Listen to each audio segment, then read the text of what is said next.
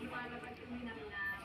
At totoo naman yung magluluto. Pag gaya na matagal mo pinapakulo, lumalabas yung tinatawag na umami o natural na lasa ng pagkain.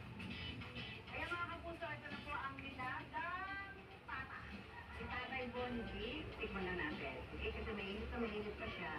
Yan. Ay, ang lambot na. Lambot na. Sobrang lambot na. Parang gusto ko na lang lulukin. Kaya dapat ay dahil kumalinam ng hulong kanyang lasa. Wala kang malalasang seasoning. Ako ang palasa dahil natural flavor yung lumalabas doon sa sabas.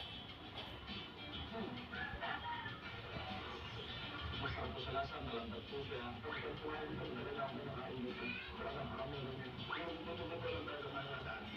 Bago dumami ang ginawa katulad ng sabay ng nilagang pata ni Tatay Bonji, hindi rin agad napansin ng mga parokgano ang kanyang produkto.